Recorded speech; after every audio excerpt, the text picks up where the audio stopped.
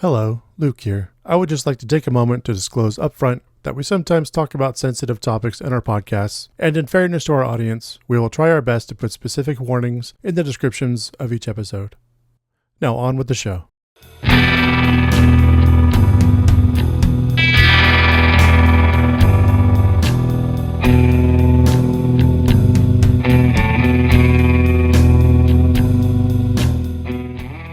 I'll pick you up around 6 p.m. Medieval times, you ever been? Got my grog and my Pepsi too. I got my lance, all I need is you. I ditch my sword for a spiky mace. Gonna feel bad hitting you in the face. Karaoke in your brand new place. I also got you one night stand with a whore, 'cause friendship so strong, at least while Robin's gone. I know that you'll page me and friends will soon be, all because you see, installed cable for you. You Were Meant for Me by Jewel. Nice. Yeah, it took me a minute, but I was like, yeah. That's great. And welcome to the Nostalgia Killers podcast, where we revisit films from our youth to see if they still hold up or should be inserted into the great DVD player in the sky. I'm Luke Lund, joined once again, almost as always, by Chuck Starzinski. Knock, knock. I'm here for your installation. And joined almost always again by Javier Martinez. Excited to be here.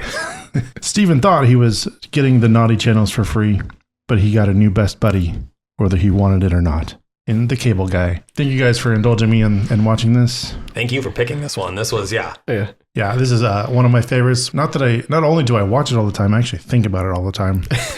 And I very rarely have people around who I can share the quotes and stuff and the jokes from the movie. Yeah. But this is a huge part of me. Be sure to stick around for the end of the show, the Sonic Death Monkey Top 5, where we go over our top 5 soundtracks that might be better than the movie. And we'll have our honorary Sam Coughlin spoiler alert. This came out in 1996. Sam, if you're listening, you're the only one I can imagine who hadn't seen this yet. So, but if you haven't seen this, we're going to spoilers all the way forward, if I haven't spoiled everything already. Spoiler alert, yeah. But for me, this movie is another one of those weird ones where I had the soundtrack first for years before I ever saw the movie. Really? Yeah. Because I'll be referencing it again and again throughout the podcast, but it has all the bands I was listening to anyways on it. And I was like, holy shit, I had no clue what the movie was. I was also in Germany, so I had didn't see any commercials, didn't see any media for this at all. But then when I finally watched the movie, I was like, hell yes, this is my jam. I'm trying to think. I don't have any of those. I would love to have one, though. Now I kind of want to just pick a random film I've never seen in my life and just listen to the soundtrack for it and fall in love with that first. Yeah, I don't know if they do that anymore, though. I don't know if they do banger soundtracks like this. Yeah, this was definitely of an era. Yeah. Which, by the way, that's Sonic Death Monkey Top 5. Coming in with some bangers later. Yeah, totally. I've only seen this movie about 2 or 3 times, but I think the first time I saw it, I was blown away with. I was like, "What?" Totally not. I think I had looked at the description on the TV guide, back in the day or something, and I'm like, "Yeah, that sounds interesting. Let me watch that." Yeah. Not what I was expecting at all. But I loved watching it. But it hasn't really been on my rotation, to be honest. So. I was excited to rewatch it. I own the DVD, which is funny, but I saw it on TV. I liked it. I bought it. I watched it once or twice, and then I haven't. You own the DVD of The Dark Tower too. Yeah. Fucking poser. I do not own the DVD, but I definitely saw this movie way too young. My mom rented it when it came out, and I remember being like, well, you should be fine to watch it. It's a Jim Carrey movie. And I was so let down. I was 7 when this came out. Yeah. So I was excited to see a slapstick Jim Carrey movie. And this was just grown-ups talking. And I couldn't really figure out why my mom was laughing at it. I was like, oh. Yeah. But I didn't revisit it until my early 20s. And I just remember being blown away. Yeah, this is probably my 50th viewing. And I just still love it. Still watch every frame. Doing the studying for the podcast, and I made a quick list because I was like, I don't think I was drinking when I watched this again. But the music, the soundtrack, as I was listening through it, we got Jerry Cantrell from Alice in Chains, we got Silverchair, Porno for Pyros, Cracker, the Toadies, Filter, Cypress Hill, and White Zombie, which are all huge, in rotation in 1995, 96.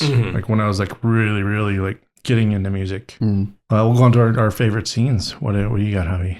I mean, if we're talking about like scenes specifically, you know, I don't want to take anybody's steam, but the "Somebody to Love" scene, Okay. When he's singing "Somebody to Love," yeah, it's like I actually didn't, you know, like I said, I've only seen it a couple times, so I didn't remember most of the movie. I remember the basic gist of it. I remember like some, you know, moments, but yeah, when I saw it, I was like, holy shit, like this is like this. I don't think it belongs here, but it's great. Like I don't know, me personally, I got some hot takes on that later, but sure, yeah, I know what you're talking about. Yeah. But it's just very clearly like an homage to basically the same scene in other movies before it, you know? Yeah.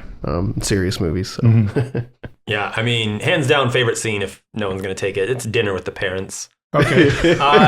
There's nothing in a movie I love more, like a thriller or horror film, when the devil comes to your door and your family lets him in. Like, it's just like, oh, fuck. Like, it's so good. Like, just hanging on Robin and like mom's like, no, Chip, do you need another drink, honey? Kind of thing. And just like, Steven just got out of prison. Yeah. He doesn't know he's going to lose his job. He's about to lose his job. Like, just life is crumbling. And this son of a bitch opens the door in a cardigan sweater and is like, buddy with your brother. And it's just like, oh God, it's so good. Porno password. Oh, Jesus. Yeah, speaking of prison, my first one is the prison visit. Yeah, so good. Yeah. I mean, what else is there to say about it? Yeah, you're stuck in prison. You've got the person who's putting you in prison on the other side of the glass, and you're just trying to prove to the guards, like, that's the guy who did everything. Get me fucking killed in here. Oh, really? Yeah, I cackled at that. Did you get to check out Midnight Express? Yeah. Did you watch it? No. I remember you talking about it. Yeah, you should definitely watch it. That joke will land even harder. But yeah, I mean, I've also got like the Freddie Mercury in the bathroom attacking Owen Wilson. Oh, yeah. That's like that whole like from start to finish from him, a perfectly sculpted piece of movie for me. And then of course the medieval times. Like, how can you go wrong? I know. You can do a whole podcast on the medieval times. Oh my God. Yeah. And Andy Dick is the ringleader. It's believable. Totally believable. Sure. Hey, bud, you better get on that fucking horse. He does not look like he's messing around. Yeah. Any moment where Chip is just lying in wait for Steven, that's my favorite scene as well. It's just like, hey, bud, just calling again. Just, and he's just like posted up, like tapped into the actual phone line on the telephone pole. I figured out there's a weird scene. There's a weird shot that part of it got cut. At the end, he's like calling up to check on, I think, Steven, and he's got the spider crawling across his face. They cut out that part before that where he's actually crawling through Robin's ducts. So he's like calling from inside her house again. Oh, God. During that spot. I lost it on the spider scene because he's just so calm. You just see the daddy long legs creep across his face. There's so Jim many. Carrey, just Jim Carrey doing Jim Carrey. Yeah, my thing. I mean, I'm not as in love with this movie as probably either of you guys as are. Me. Yeah. But I mean, Jim Carrey is just undeniable. You can't. Him doing his thing will never not be funny. Yeah. Did you watch any of the behind the scenes stuff? I didn't. You should check it out after this. Yeah. There's a lot that went into him coming up with like a lot of the material for the movie. The decisions were made because he came up with ideas. Yeah. Oh, I mean, So I believe that sounds like yeah. It's just like 2 hours worth of stuff to watch, and it's all entertaining. Also, just in case we don't get into it later, the whole Sweet Brothers like murder case. Oh, yeah, they're continuing throughout the thing. Yeah.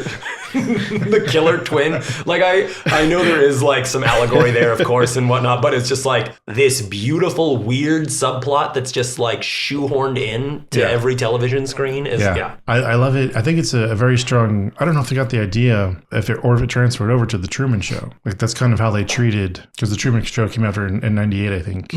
The relationship to TV and everybody watching it, very on point.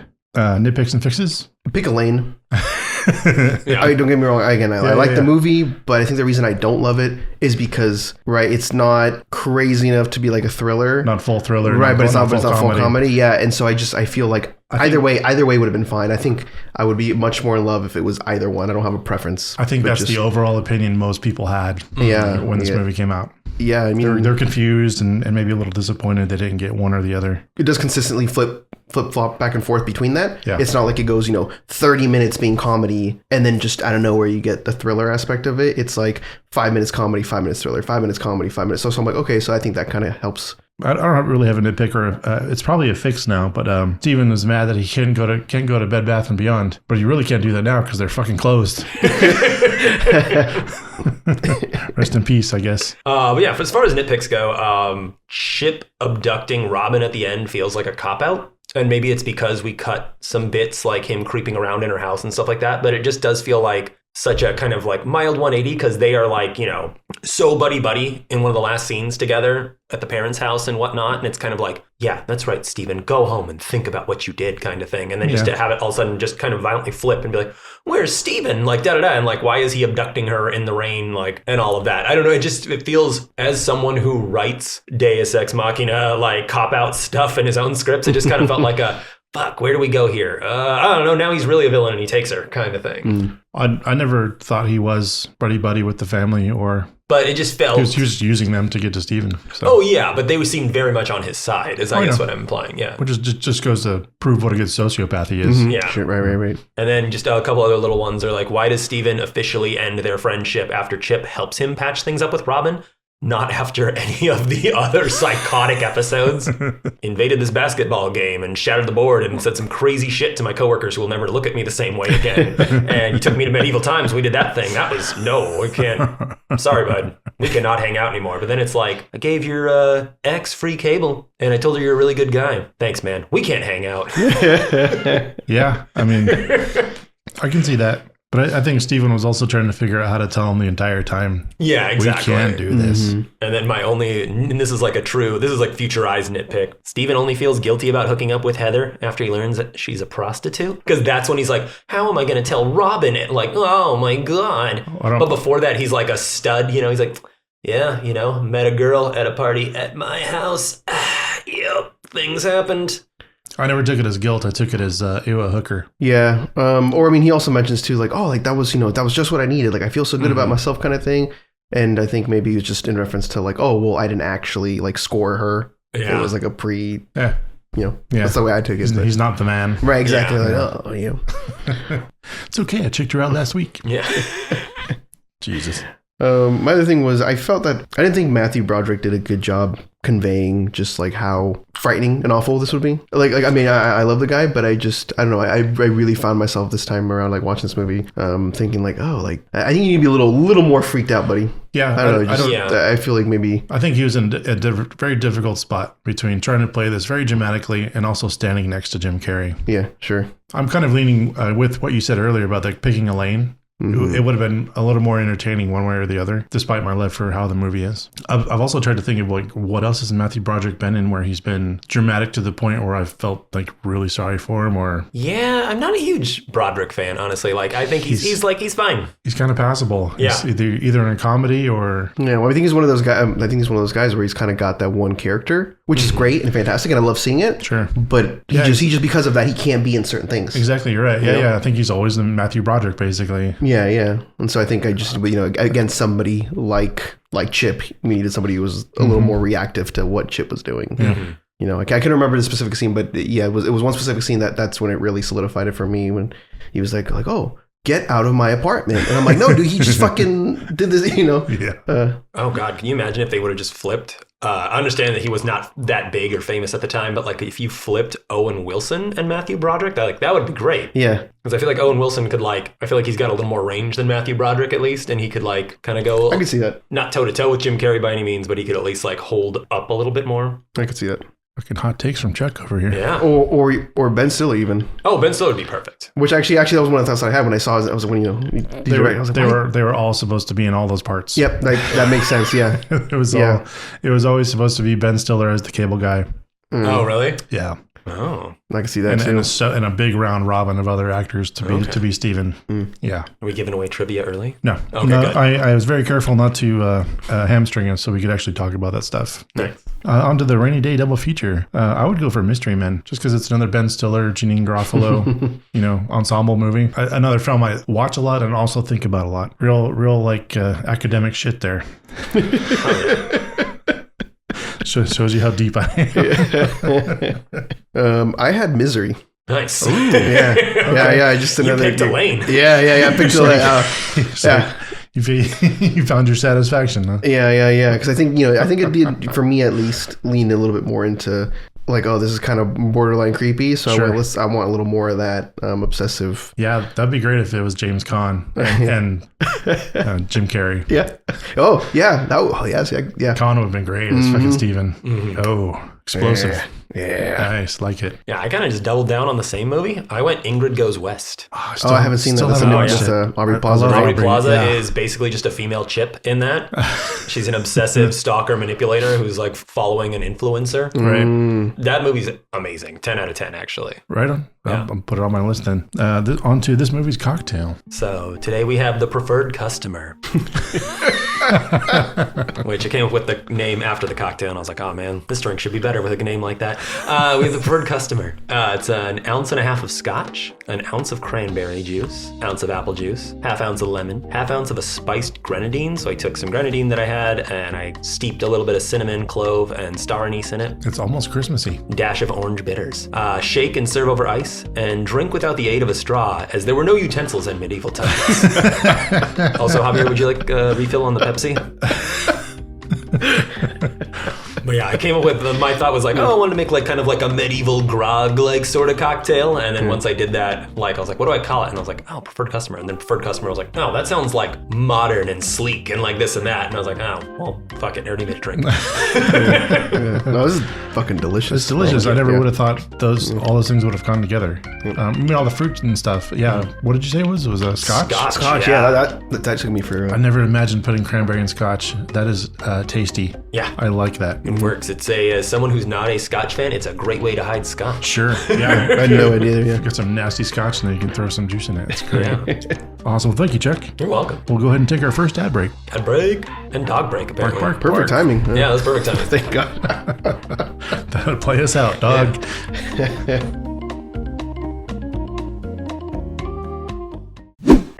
And we're back with everybody's favorite segment, Nostalgia Killers Trivia. It's time to see if our hosts know a thing or two about cable? Well, I don't know if they're truly able. So let's even the playing field and put all the cards on the table. Thanks, Chuck. I'll take it from here.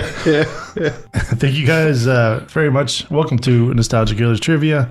Question number 1. True or false? This is another movie originally written for Chris Farley. I'm gonna say true. False. True. Fuck. Chris Farley was originally intended to play the cable guy. He got a bad spot, and he was getting ready to do either Black Sheep. He was in a 2-movie deal. He had to do Black Sheep, or he was going to go do Cable Guy. David Spade convinced him to do Black Sheep. Ah. There you So go. David Spade could, I don't know. I hate David Spade. No, I don't know what the whole thing was. There's like a whole bunch of speculation and stuff, like who did who to what and stuff. But Chris Farley was supposed to be in the Cable Guy well before Jim Carrey was on the scene. So they didn't even know there was going to be Jim Carrey involved. So it was going to be Ben Stiller, Chris Farley, and all that stuff. Whoa. Yeah, there's a lot of behind the scenes. I'm telling you guys, there's like 2 hours of behind the scenes stuff to go watch, and it's amazing. There's like photos of them all hanging out later. They're like at award shows, like Chris Farley and Jim Carrey, and they're hugging each other. Kind of like they should have been like they're both the Cable Guy basically. Anyways, on to question number 2. Jim Carrey's fee was nearly half the budget at $20 million, the highest movie payday in history at that point. How much were they offering Chris Farley before Jim Carrey jumped on board? A, $3 million, B, $13 million, or C, $300,000? The 90s. I'm gonna say A. I'm gonna say it's high, but it's not that high. I'm gonna go B. Chuck's right with A. Hey! Sorry, Abby. No, it's okay. It's okay. I was still just trying to like. I was trying to fathom. Yeah. Yeah. No way. That's crazy. Yeah. I mean, I kind of. Yeah. I thought that was gonna be the question, and I kind of wanted to say true. Yeah. Because I'm like, I mean, yeah, maybe that makes sense, but that's crazy. Yeah, I think what I remember hearing was that they tried to offer Chris Farley $1 million, and then tried to get him on for $3 million when he was like waffling between doing Black Sheep. And then Jim Carrey came in and like magically just got $20 million. Yeah. That's dude. Wow. That's one thing that I have, like, I don't know, nothing against Jim Carrey, but yeah, he is a hefty fee. That is one thing I've heard. Yeah, But I mean, it's he just like, did the Ace Venturas right before this, and he was on fire, like the hottest thing in Hollywood, basically. No. All right, question number 3: True or false? Judd Apatow was not only a producer on this film, but he actually wrote most of the dialogue. True. I'm going to say true, because I know him and Ben Stiller are friends. Take a card each. That's Hey. true. Really bad at this. I didn't write down the original scriptwriter, but he kind of got booted out. Judd Apatow and Jim Carrey ended up rewriting the entire movie. Yeah. You know what? The reason I know is because it's because I have the DVD, and on the DVD it says one thing, but then online it says the other. Yeah. And so I was like, wait, no. I was like, no, I'm pretty sure. I was tripping out. I'm like, no, I'm pretty sure it's Judd Apatow. Like, why does it not say Judd Apatow? Yeah, and I'm like, he's only credited as a Yeah. producer, and Right, there was right, some mix up with the Writers Guild with how they went with who wrote it. Yeah, there you go. It was originally written by the other guy. All right, on question number 4, true or false? The Silence of the Lambs face skin bit was entirely improvised by Jim Carrey, and Broderick's reaction was genuine. That's true. That's true. True. Take a card each. Yeah, I noticed that when I saw the over-the-shoulder shot for Broderick, and you see Broderick's just dying of laughter. Yeah. I'm like, that's improvised. Yep. And a follow-up to that one, true or false? There are actually 2 cast members in this film who were actually in Silence of the Lambs. True. You said 2? Yeah. Okay, because I know one for sure. I know saw one him. for sure, He's wearing yeah. the same fucking thing, and I'm like, he's literally. I'm like, did he just like? He came from set, yeah. So yeah, true. It's true. Who's the Hey. second, who's the second one? Take a card each. Do you know who's this? The mother, Diane Baker. Steven's mother. She was also in Silence of the Lambs. But yeah, the cop was Charles Napier. Yeah. He's in a lot of stuff as a cop. Question number 6, true or false? Matthew Broderick and Jim Carrey didn't get along at the start and only developed friendly chemistry after Judd Apatow yelled at them in front of the entire crew and threw a light on the ground, which exploded and almost started a fire on the set. The truth will set you free. I've been right so far with truths. I'm going to go true. God, that's so specific. But I want to say false. I don't think Jim Carrey gets yelled at. I was right, it's false. I made it up because there's not a lot of trivia to go in this about this movie. Go take a card. Question number 7, true or false? There's not 1, but 2 actors from Waterworld in this movie. Whoa. This is the tie-in to the hot take I know. area and just my love for Waterworld. I'm going to say false. I'll just go with true. It's true. Just take a card. Jack Black in Waterworld. Oh, You guys remember? No. He's the pilot in the airplane in Waterworld. what the fuck? No. Yeah, Literally yeah. no. And there's no. okay. I'm gonna just keep going. The other guy is I wrote his name down. Sean Whalen. He's at the karaoke party. He's the guy that looks like he should have been in Weezer. Yeah. Yeah. Yeah, Yeah, he's in Waterworld? he's in Waterworld as well. Wow. Yeah, the year before they were both like out on the water, like being bad guys. Yeah, I've only seen Waterworld like once or twice, so Yeah, well, yeah, your loss. I know. It's coming up. Question number 8, true or false? The broken basketball backboard was a stunt failure and the stuntman got injured. True. False. True. There was a pyro meant to break the glass and it didn't go off when the stunt guy jumped on it, and then the glass ended up falling forward onto him. So when he fell and hit the ground, he got cut. Oh. Not like the worst thing ever, but like it still sucked. And the pyrotech guy was immediately fired right there. Oh shit. Damn. But they also used the shot of the fucking movie. So that the shot of it failing of him when he's coming down. Oh, that was the failure. The glass was supposed to blow forward like through and away from the stuntman. But they used the shot anyways. Question number 9. The story is set in Seattle, though the license plate on the van has the motto, the Friendship State. Which state is actually the Friendship State? A, Missouri, B, Arkansas, C, North Dakota, or D, Texas? It's D, Texas. Holy fuck. I'm gonna go with A. It's D, Texas. Get the It's D, Texas. I I know know, it's right? because Get I outta lost trivia. Like I lost a trivia thing like on this, like doing pub trivia. No way. Because everyone's like, no, dude, it's the Lone Star State. Yeah. And then it's like, no, it No. just got called that. Like their actual thing is the Friendship State. Yeah. Okay. Yeah. Confused the shit out of me too. And like, there's no point in the movie does it say they're in Seattle? Because they're not. The entire thing was filmed in fucking California and LA. But like, I always thought it was Seattle. And I think it's just because they talk about the movie Sleepless in Seattle. And like, the movie's kind of gray and dingy. And it rains, like, a few times in the movie, yeah. Exactly. So I always thought it was Seattle. And then the whole Friendship State thing is just a little pun for like, won't you be my friend, you know? Yeah. like- I did see the license plate in the movie. I saw that. Yeah, but it doesn't say Texas on it or anything. I don't know if they covered it up or whatever, but it also doesn't make sense. Why would a Texas license plate be in Seattle? Because he doesn't work for the cable company. I That's guess. why. Yeah, not anymore. Because he used to work for them back in Texas.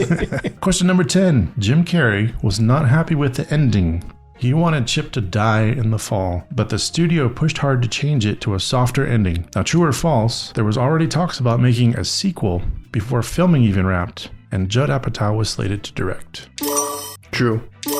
I would say true, because they've got Carrie. They're like, we have to have a hit on our hands. There's no way this movie bombs. Don't you take a fucking card, because that's false. Oh. I made it up. Another one. Nice. Another one.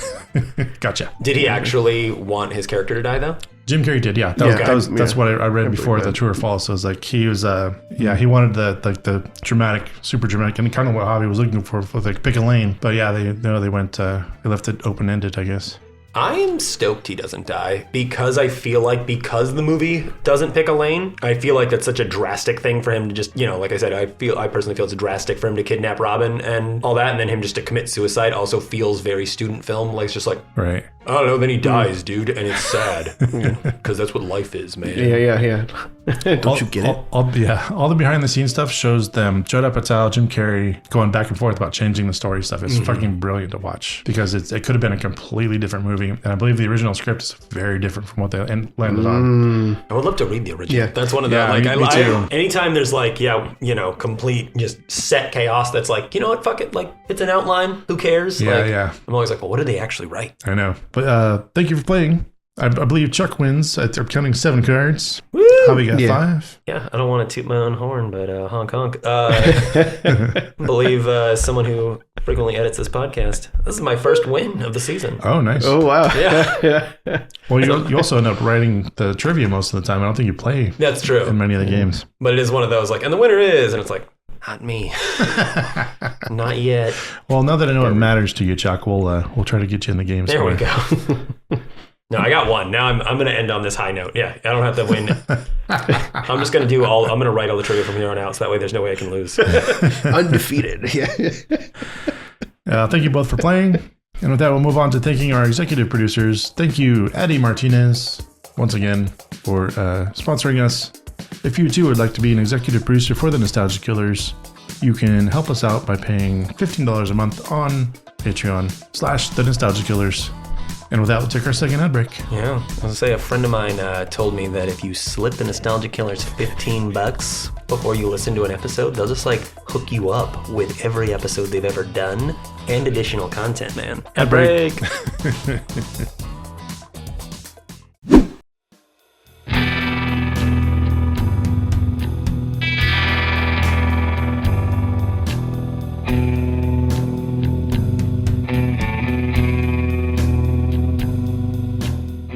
And we're back with Act 3, the award categories, where we start out with my new band name. And I have a steamy one. I'll go last. It's probably the most dirtiest thing I've ever written, so. Oh my, I'm getting hot under the collar. Just want to build it up there. Right. I had Invasion by Osmosis. Nice. Yeah. And I think that was probably, it might be my favorite line in the movie. Yeah. Well, I don't know why How was I supposed to get all this in here? Yeah, Osmosis. Yeah. I don't know what genre they are, but I just, I had to pause that part and write that down. I'm like, that's good. Nice. Broke into my apartment. My first one is The Soothing Sounds of Raoul. Oh, fuck yeah. How did I miss that? He's a lounge singer, of course. Hell yeah.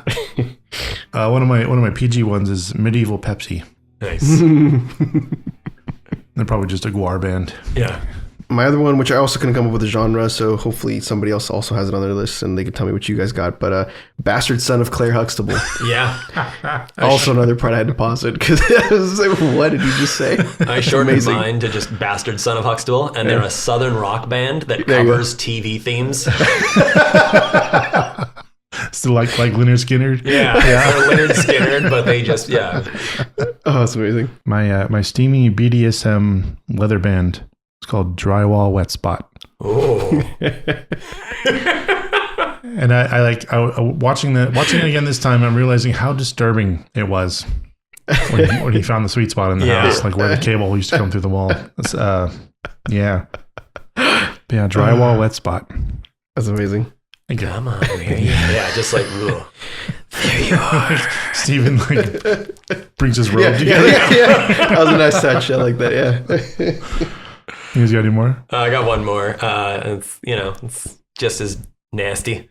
It's Not a Drip, and they're a chill wave band. They're like kind of It's literal. I got a few other like quotes I really like is meet me under the boards, you'll find out.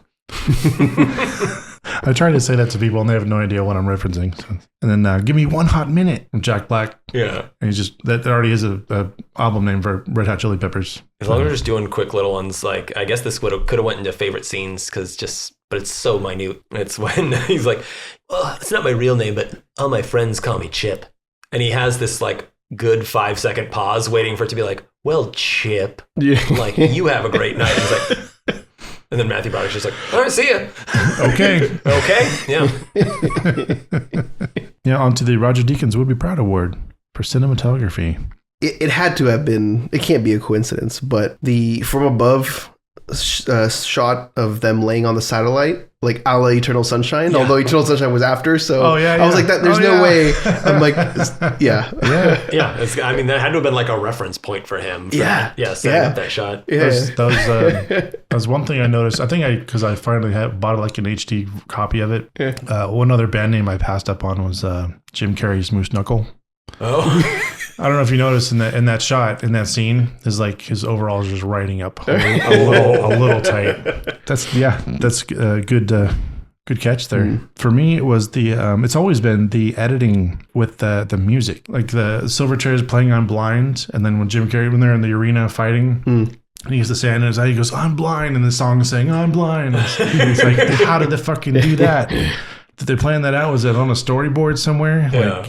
That's just great editing. And then so many of the other songs, all the Jim Carrey like singing the actual like theme music for Star Trek. For Star Trek. Yeah. Oh, that was so good. And at the end when they're climbing the tower, he's doing the dramatic song too. And it's like, did they like make something out of what he was singing, or did they have something already and have Jim like? It was just it worked. It was good. Yeah, that's what I liked about the. Did you get anything, Chuck? Yeah, I had a couple quick shots. I have the disorienting Steadicam during Chip's karaoke performance is so good. It's like just that constant spinning around him, and you just get to see. I loved all the goons in the background. Yeah. Like they all look like. It's part of my hot take. There's one guy in the back. I don't know. I didn't do the research, but I was like, is that one of the McPoyle twins from It's Always Sunny? Like just one of the goofy brothers. So I had that, and then I had the peephole shot of Nightmare Chip when he's got the contacts in. Oh yeah, yeah. I had one more, but it was when Broderick goes out into the rain. And he's talking to the neighbor, and the neighbor's like, "Oh, he came by looking for you." And it's like a Dutch angle, like looking up at the neighbor. Yeah. And then it just like pans down, but it's like still in a Dutch angle, like looking at Broderick. Just stay tilted there. Yeah. I don't know. Yeah. Also, shout out Mike. You must love this movie. Yeah. So many Dutch angles. I was like watching it the whole time. I was like, oh my God, that's another. Yeah. It's like the 5th fucking Dutch. Here we go. We want to Is That Channing Tatum and a Dog Collar Award. Holy shit. I'm just gonna blast away here. Yeah, just do them. I got 10 of them on there too that I was like, Yeah. Got Kyle Gass from Tenacious D, Janine Garofalo, Kathy Griffin, Owen Wilson, Andy Dick, Eric Roberts, Bob Odenkirk, David Cross. Where was Kathy Griffin? I missed that one. She was his she's the mom young Chip's in mom. The flashbacks. Oh, no way. Not the voice, but just just the actual character walking. Okay, because I was like, no way. I'm like, there's no way I missed the voice. Oh, okay, interesting. But yeah, so many people, and apparently they were all just a part of Ben Stiller's comedy show. The Ben Stiller Show. Yeah, so. That's just kind of where they all came from. And then Owen Wilson came with Judd Apatow from Texas, so it's like that's where the whole Texas contingent came from, I think. But did you guys get any more? Yeah, I mean, as far as ones that we didn't say, I have George Segal as Steven's dad. Yeah. Fucking love George Segal. And then Sean Whalen. I had Sean Whalen on there too. Okay. Nice. Where do you know him from? TV shows. Okay. Yeah, but I saw him. I was like, oh, that's. I know him from like 5 movies, and he's always in the background. But he's in the movie. Yeah. But yeah. Right so before we blow past just the Eric Roberts in Brothers, Sweet Brother, the made-for-TV movie. Yes. So fucking good. I did, I don't know if you guys looked at his IMDb. That is another one of the most workingest motherfuckers. Oh, yeah. Yeah. Over 717 credits and 80 upcoming credits. I think a lot of those projects just like bombed and failed and just aren't done, but he's got like 80 listed. I imagine like a lot of it's voice acting too. He's like, yeah, sure, I'll be like the 8th tooth in the Colgate commercial. Like, fuck it, yeah. But he was fucking Maroney in Batman. Yeah, You know, yeah, he's like yeah. he's in huge fucking things. He's also in tiny fucking things. Well, He's it's like- funny because he shows up and he's amazing sometimes when he does, and I'm Yeah. like, but then other times he's singing like hot trash, and I'm like, what? I know you can act. I know you're fucking know. great. Like, what are you doing? I know. I think he's just there to like get crafty or something. Get the food that's on the table. Yeah. Hey, the check's a check. I know. Robert's got to eat. But Jesus, man, 700. And then another one just before we blow past it, since we just kind of like listed a bunch of them. Kyle Gass at the end, like fucking like Reading picking up the book, like having that like almost like like after school special PSA moment of like, you know what? Yeah, I don't need television. It's like mouthing the words. As he's reading. I'll read a book. On to the Hans Gruber Deathfall Award. We have another one. Yeah. We have another person falling from a building. Yeah, the almost death fall award. Yeah, the almost deathfall. There you go. Anybody got any more? I mean, personally, no. That was like, I was like, that's that a is very, very it. literal Hans Gruber there. On to Why I Like Waterworld, a controversial hot take. As it was my general view of the film. I think had the wrong crew, as in like Actors or people behind? I mean all of it. I think just because it didn't. Well, again, I think it either needed to have if it was going to go the darker route, then Sure. you can't have. Can't have comedians standing around right. cracking jokes. Yeah. And then if you wanted to go the other way too, again, I think Broderick could have been somebody else, or Matthew Broderick could have been replaced with somebody else. Yeah. I mean, the original idea was a lot of Chris Farley. Chris Farley was the original. I've got two. It's not so much a hot take; it's just a funny thing. But Tony Robbins, you know the guy. Yeah. Yeah. I almost had it. I almost wrote him down too for the Channing Tatum Award as well. But that might be an actual commercial, so that's why I didn't write him down. Well, Chip saves him from buying into his little program. Like Steven's getting ready to call the fucking thing on the television, and like he's honks at him from outside. I was like, that's a plot point I never really picked up on. Mine's not even a hot take. This is just a personal opinion. Jim Carrey should play more villains, and yeah, this movie also might be his best role to me. Huh? Honestly, like, I don't know. I fucking love him in this. And I'm like, why? This is the Jim that I want. Because it's like, he gets out his slapstick energy, but he also gets to actually like kind of explore things and, go into the depths of that he touches in movies like, Eternal Sunshine and his more dramatic roles. And so, I don't know. This is kind of the best of both worlds. Nice. I can see that. I agree. I think he should. Yeah, even just like whatever, like anything, like big budget kind of villains too. Like he was in Sonic, right? Like I think that was great. Like I loved seeing that. I was like, that was fun. He has that energy. I think. I really wanted to like the number 23. Oh. I really I got hyped up and like really excited for it. Maybe that's all we need to say about that. Oh, I mean, I can, yeah. I saw that movie. I saw a matinee of that movie, hungover as shit. And my brain was so rotted with alcohol that I was like, wow, what a twist, man. And then I remember like thinking like it was okay. I rented it when it came out on DVD and I was with like some friends and like I think there was even like a girl there that I was kind of into and stuff like that. And it's like, hey, we're going to watch this cool movie. And it's like, yeah, I'll vouch for this movie. It's cool. You lost all your street cred? Yeah, I lost all my street cred. Everyone's like, ew, dude. This was terrible. Chuck vouched for this. Yeah, exactly. And I just remember just shit. like dying inside, just being like, God, how, like, it's like, well, I know I was like really hungover and like, I know I smoked a joint to feel bad. It was like, so it's just like, oh, okay. So it's just, yeah, I was like just full on, like not a single brain cell left in my head. I will maintain though that I think Jim Carrey did fine in that movie. I think he was good in that movie. I don't think it was. Oh, same. I did enjoy like. Yeah, no, he was completely believable, and I enjoyed watching him. But like the story, Right? No, totally. Man, what a letdown. Yeah. Top secrets. Wait a minute, top secret. Anyways, my second hot take that's gonna make me sound like an asshole is I really hate the old guy at the karaoke party. The guy that's always in the background making the goofy faces that were funny in 1943. Oh yeah. Like the first guy that shows up singing, or No, no. the older guy. You'll see him over the shoulder. He's in like all the production stills and stuff, and I just always hated that guy. Even like from the first time I saw this movie, I'm like, I don't want that guy at my party. No. Get out of here. I think you're allowed to hate old white men. I think that's totally fine. I don't know how hot of a take that is, Luke. I don't know the guy. I just didn't like all the faces he made. He was at the wrong party. Yeah. In my opinion. I did love that, like, aside from Jack Black and the hooker and a couple goons, it was just like a weird geriatric karaoke party too. Yeah, It's like all the preferred customers. Yeah. It's like, All right, like youngest person here is 55 kind of thing. And then a lot of 70-year-olds. The soothing sounds of Raul. Exactly. Lots of butts, and they're huge. There was a big ones. Big ones. On to Blue Velvet meets Blue's Clues. Got any mashup ideas? So I said Cable Guy meets Halloween. So in this movie, Steven is being stalked by a serial killer, a la Michael Myers, and Chip at the same time. Oh, I shit. was gonna say, does Michael Myers just No want to fix way. the cable? No, so Chip is suspected to be the killer because, it's like, oh yeah, that guy's weird and he's always hanging around me and he won't leave me alone. But Chip is actually thwarting the killer's attempts because if anyone's going to terrorize Steven, it's going to be him. It's just Chip versus Jason. Yeah, exactly. Right on. There's only room for one of us. Yeah. And it's gonna be me. Yeah. Nice. I couldn't think of one. Again, I was just kind of pushing towards like taking the darker route. So I was thinking maybe having it more about, he does kind of like kidnap him, maybe, and just, force him to do something weird or recreate a TV show that he really liked or something like that. So Kind of more in vain with Misery or something like yeah, that. yeah. Right on. I want to see a Marvel superhero Cable Guy.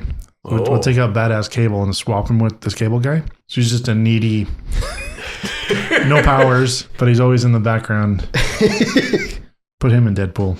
Yeah. I want to see that. Right on to Here Comes Kanye. Anyone got any pluggables? Just this amazing podcast that you should listen to and catch up on episodes. And also, hopefully things have been altered, but if you listen to this on Spotify, I apologize. I uploaded the last episode and it got clipped. Welcome to our podcast, Dead Air. Yeah, exactly. I did fix it. I think it's fixed by now. Yeah, should have been fixed. But if it's it. not, then I need to contact Spotify, and I apologize. Oh, no, it's all good, man. But yeah, also, I'm thinking of, it's probably redundant and not going to catch much traction, but starting a $1 membership on Patreon for those people who can't afford $5. But if we do the $1 thing, I don't know what to give away. For less than a cup of coffee, you too can support your favorite film podcast. I don't know. Maybe we just have put the perks down and or add bonus perks to the people that are on the higher tiers. We need to shake things up. Like there's no activity happening there other than the people who already give to us. So yeah. Which we do love you and thank you very much. We do truly love you. And if we lower the tiers, we'll make sure you get you're able to like keep whatever you got. Yeah, and or give us ideas. Let us know what do you want. Yeah, like what would make it worthwhile. How do we get your money? That's what we want. But also, how do we, facilitate your needs? Right on. We'll go on to do we call Jules and Vincent? I'm gonna let this one. I gotta let this one live. This is one of them probably top 10 movies. Yeah, I'm letting this one live for sure. This is like every time I watch it, I discover something new. Didn't get to touch on it earlier, but like I've known so many Chips. yeah. That's the thing. Everybody knows that. Oh yeah. I do believe this was instructional to a lot of Exactly. people, like how to recognize these symptoms. I've worked with Chips. I've had Chips that are like I've taken like one random community college class with, and then all of a sudden it's like, oh god damn it, this guy is really trying to be my friend. And there's just something really off about you, bud. I'm sorry. Next thing you know, you're making podcasts yeah, together. Exactly. Yeah. Thanks for being on this one, Javi. It means a lot because this is your last one. Hey, do you really want to be my buddy? Yeah, but I'm letting it live too. Sweet. There's no doubt. Got the Javi seal of approval. All right. I think it's been a while, maybe. All right, on to our Sonic Death Monkey top 5. Top 5 soundtracks that may have been better than the movies. So I took the word may out. And the word soundtrack and the word movie. And I just the top 5 things Chuck just wants to talk about because now this is Chuck's own version of InfoWars. All right, to number 5. Well, I pulled a Robert and I just picked 30 of them and I'm going to say them anyways. Let's go and start with you, Chuck. Yeah. So my list is actually, the first movie is a movie that I actually like. And then we just descend into like, oh, that's a dog shit. So number 5 is Freddy Got Fingered, which I would love to do on the podcast. I unabashedly love that movie. I think if you're a fan of like the more kind of offbeat Adult Swim stuff, then it's like, no, get off your high horse. This is a great movie. Yeah. On the soundtrack there, it's like a bunch of old school punk, random like modern 90s hip hop. Like, it's like, Tom Green had a good taste. yeah, it's the New York Dolls, like old Green Day, Iggy Pop, the Ramones, Jay-Z, Slim Shady era Eminem. Like, it's weird. It's like, yeah, it's great. There's even Moby on there for some reason. Yeah. Moby was everywhere back then. Yeah, I had a hard time. I tried thinking, and I really thought about it hard, but I couldn't think of a movie that was like dog shit. But the sound, like, nothing was coming to mind. I'm sure Didn't have to I be will dog get. shit, but like, I mean, I'm sure I'll get plenty of examples now. Yeah. Some instant. mine are in no way putting the movies down. It's just like, I remember the soundtracks way more. Yeah. So I just picked like the top 5 like memorable soundtracks that I'm like, oh, like what do I think of when I'm like, what's a movie with a really good soundtrack? Oh, What's your number so 5? my number 5, I had Full Metal Jacket. Nice. Nice. Yeah. Good classics on there. Yeah. My number 5 is Last Action Hero. How do you feel about that movie? I like the movie. Okay. I also love AC/DC. It's my favorite band. So There Right you on. go. Well, that has Megadeth, like yeah. Angry Yep. Again. Yeah, so many that's a good one. good stuff.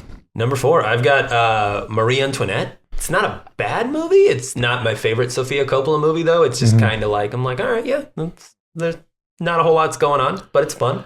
But it's got like The Strokes and The Cure and Gang of Four and like a bunch of stuff like that. And then out of nowhere, there's an Aphex Twin song on there too. Nice. So it's just like, yeah, this is a pretty banging fucking soundtrack. My number 4 had Guardians of the Galaxy. Yeah. They had some good picks. Yeah, They know how to drop a needle. My number 4 is one you guys probably aren't too familiar with, but The Lost Boys. Familiar with the film The Lost Boys? But the soundtrack? I am, but I don't remember The soundtrack, I have yeah. no idea. Yeah, the soundtrack has Like Tangerine Dream or something? there's a bunch of different bands. I don't even remember who they are, but it's another movie where I had the tape before I ever watched the movie and listened to it over and over. And there's a cover of People Are Strange by The Doors. I forget who it's by.